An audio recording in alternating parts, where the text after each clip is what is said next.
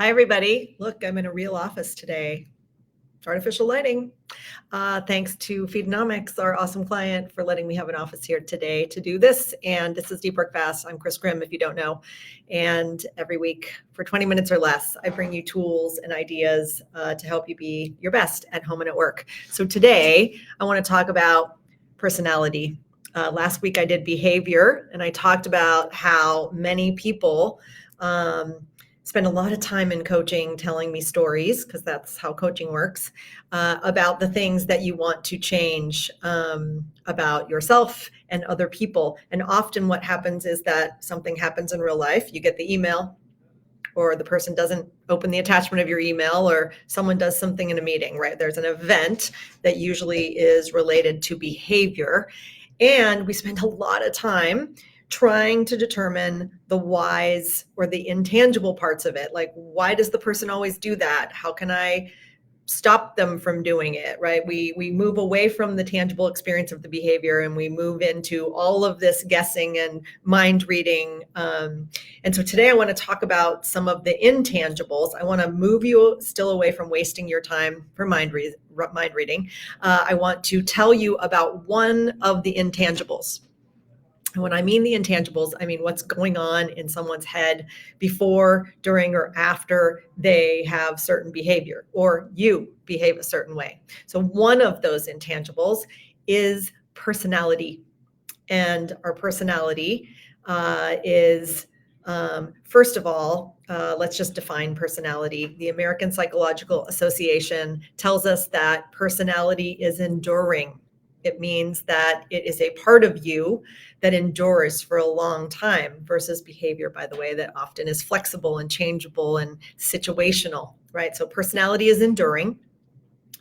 It is made up of a number of things that are unique to you. So every person's personality is uniquely theirs. So even though out there in the world, if you Google personality, or you take a test like Myers-Briggs, the test itself is going to give you a profile, and it's going to try and whittle it down based on your answers to give you a label. You are not any label. So I want to make sure that's clear, even though we use a lot of those assessments, and we find assessments to be incredibly helpful in giving us shared language and simple frameworks to understand what are often complex and multidimensional traits and characteristics, because you are unique. And part of personality is your self-concept, right? So built into your subconscious and your consciousness is how you think about yourself, right? Self-worth, identity, who you want to be, who you think you are, what you're afraid to be. All of those things are wrapped up into self-concept, and it is embedded deep in your personality. Also, personality are emotional patterns, for lack of a better term. And emotional patterns means how you've learned to deal with the feelings and the sensations in your body, and then you label them as emotions, right? We call them something. I'm mad at you, I'm happy, etc.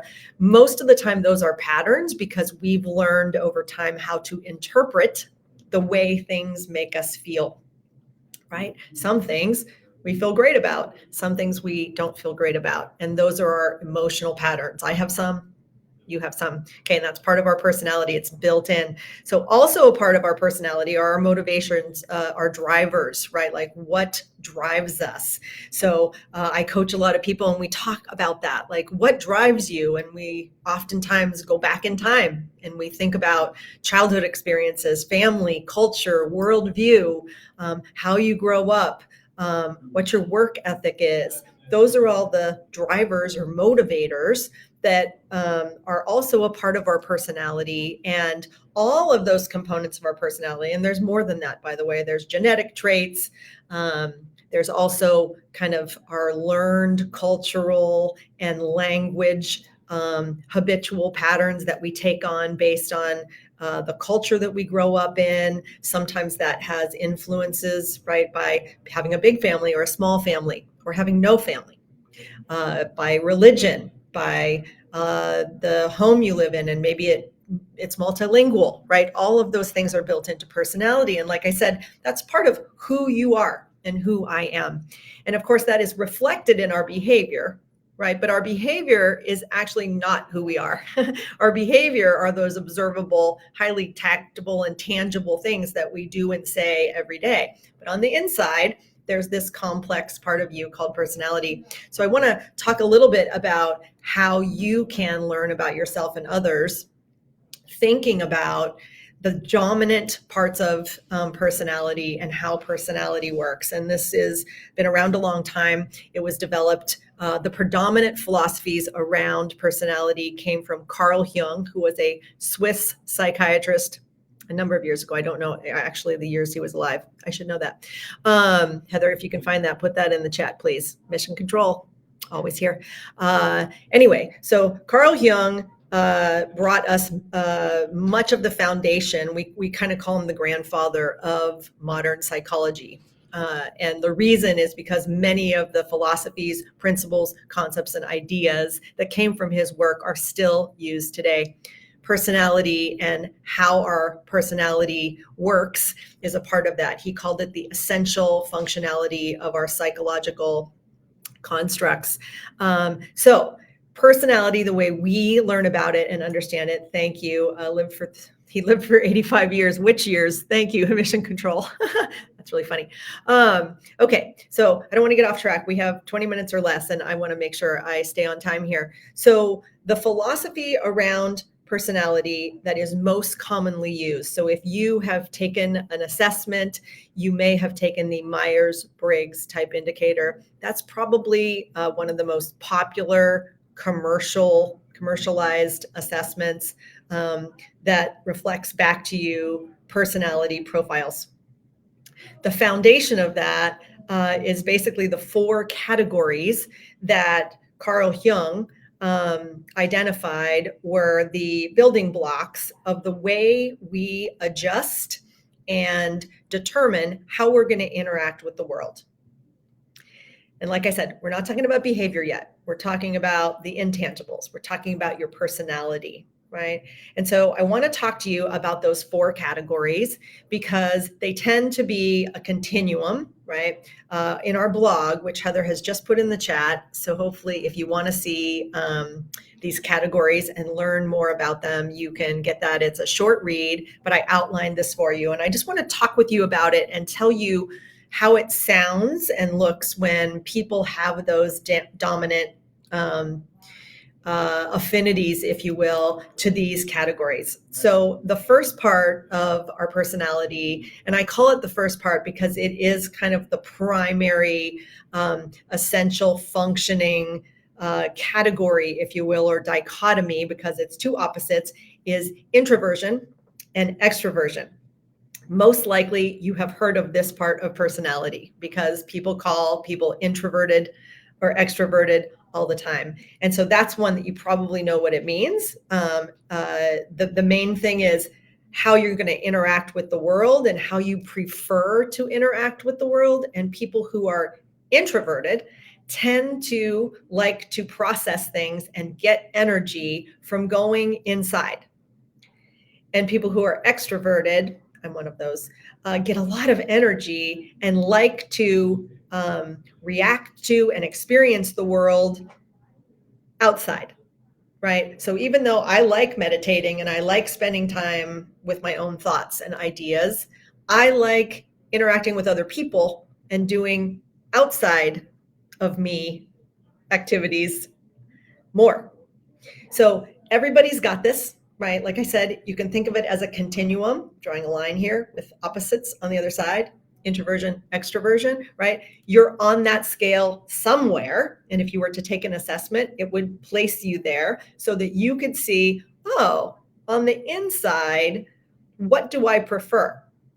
Now, remember what I was saying, it doesn't mean you have to behave that way because there are many people that I've coached where when they take the assessment, they might score as an introvert, but on the outside, they use a lot of behaviors for their job, and maybe they learned it in their home, that look and feel highly extroverted, right? It looks like they really get a lot of energy and like interacting with other people and socializing and doing all those things. But then they might say, oh God, I get exhausted after about an hour and then I got to go and be alone. And I'd rather spend 48 hours by myself to try and recharge before I got to go back out and interact with people in a meeting. Not an uncommon story. It might be you that has said that, right? So that's the first part. Now, it's the primary building block of a personality assessment, if you will, because it tends to help us understand some of the choices that you might make in the other categories. I personally think they're all kind of equal, but I don't write assessments. Okay, so that first category is introversion versus extroversion. Another category that you probably have heard of before is the dichotomy of thinking versus feeling.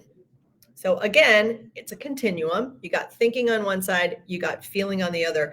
So what that actually means is that wherever you are on that thing, right, on the thinking side, it may mean that you have a dominant preference for logic, right? I want to interact with the world and situations and other people, and I want it to feel logical. I want it to feel like there's data and something that I can grasp to start to make meaning of the situation, versus the people on the feeling side who might also like data, but they want to process things through emotion. They want to process it based on how they feel about it. And they tend to interpret situations and other people based on how it feels, right? They looked mad. They looked happy. Now I'm concerned, versus somebody else who may not even notice how the other people and how they are feeling in a situation. They just want to get to the facts and they want to worry about the details, etc. Worry about the people later, right? So that's how it might look and sound in real life. Both can be equally effective, right? But again, these are about personality. We might behave some totally different and have those preferences on the inside, right? So that's the first category of introversion, extroversion. The second one is thinking versus feeling. Now I want to give you the two categories that oftentimes people get confused about. So one of those is judging versus perceiving. So let's talk about it, right? So it's also a continuum, judging, perceiving. On the judging side, it means that you prefer to be evaluative, right? To look for the clues and the right answer to things so that you can make a decision about what is happening, versus on the perception side, right? So judging versus perceiving. On the perceiving side means you might actually want to say, time out, let's wait, let's get all the options, let's collect more information, let's have an experience, let's have a focus group, right? Let's not try to judge it and make a decision quickly and on a discrete data set or this point in time, but let's kind of go with the flow a little bit. And I want to get lots of inputs, all different kinds of inputs, and maybe make sure that we don't move too fast, or we don't make such a quick decision that later we have to undo it, right? So there tends to be a lot more flexibility on that perceiving side versus the judging side that wants to be like, nope, let's do it. Let's get it right. Let's do it now. And then the last and final category is sensing versus intuition, right? So also a continuum. You see me doing this with my hands, right? On the sensing side, it's as easy as people who really, really like to collect information with their senses, right? They like to look outside of themselves. They like to hear things, right? They spend a lot of time giving a lot of weight to the outside data inputs from other people. I heard him say this. I saw that word in an email. I was in the office and I could feel that the place was tense, right? Versus intuition that tends to be the inside job, right? Which is the meaning or the interpretation that we make based on all of that sensory data, right? So on the continuum there, you have sensing, you have intuition. So over here, I'm collecting a lot of data from outside of me based on my senses.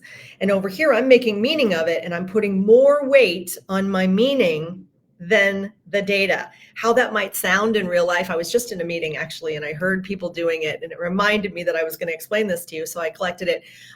And that is half the people in the room were really, really concerned about talking about who said what.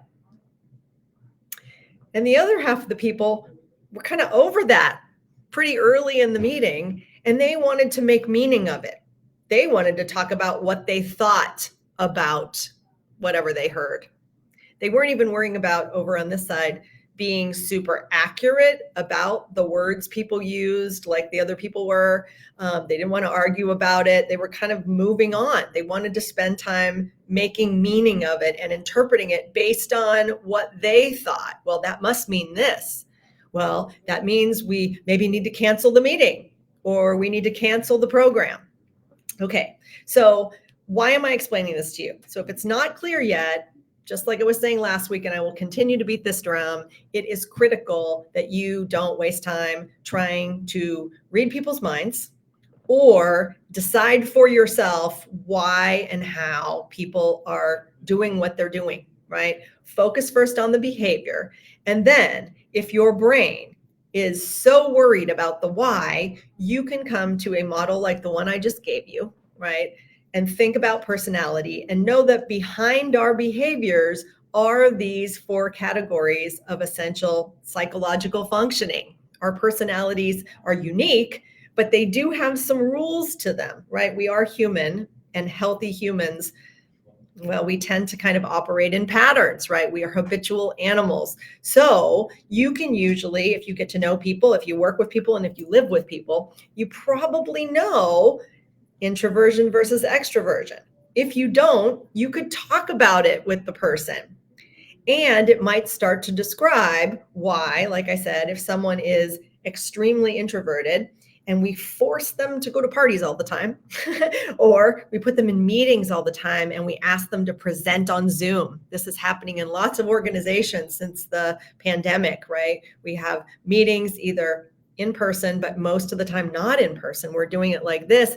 And then in those forums, sometimes we are forcing people to talk, or just because we're driving engagement and we want to make sure everyone's participating and not multitasking on our Zoom meetings, right? We're asking everybody to contribute. Well, for people who are maybe highly introverted, and they want a lot of those logical thinking data, and they're not prepared to do that, that might be a highly uncomfortable situation and might explain some of the behaviors where they look and feel uncomfortable, right? So you don't have to be Sherlock Holmes. You don't have to try and create stories about why people are doing things or why they're not doing them. I highly recommend that you, if this resonates for you, and specifically if you are a manager or a leader or a partner or a parent, you probably fit into one of those 4 categories or all, that you get educated, right? That's what we do. I'm offering it to you on a regular basis. I'm going to keep banging this drum. Like I said, our blogs are always kind of boiling down these concepts, trying to make them as easy as possible for you to digest, giving you other resources that if you want to learn about these things, you do. Behavior and personality are super important, I believe, in the workplace. I also know families who have gotten a ton of value by taking some of even the free assessments that are out there on the internet, getting some shared language around behavior and around personality so that we're not guessing and we're not projecting on other people what we think and why we think they're doing things, and instead give people the language and the tools so they can interpret it for you, for themselves. How empowering, right? Okay. Hi, Bill Neighbors. Wow, I've got a fan. I'm so glad. I'm your fan, Bill, actually. So thanks for joining me today, everybody. I'm here every Tuesday. I'm also now on Swell. It's an app. It's a micro podcasting application. I've got a premium channel there, which just means for $1.99 a month or something. I take what we do here and give you deeper tools, and you can actually post questions that I answer and give you real coaching in real time if you need it, or maybe some of your team members or your family. Anyway, thanks for joining me. I'll see you next week on Deep Work Fast, where we will continue this conversation about intangible, and I will take us from personality to the broader worldview and talk a little bit more about those ideas, like I was talking about earlier, that you probably don't even realize are with you every day, shaping the choices that you're making in your behavior. Okay, go people. Have a great day. See you next week.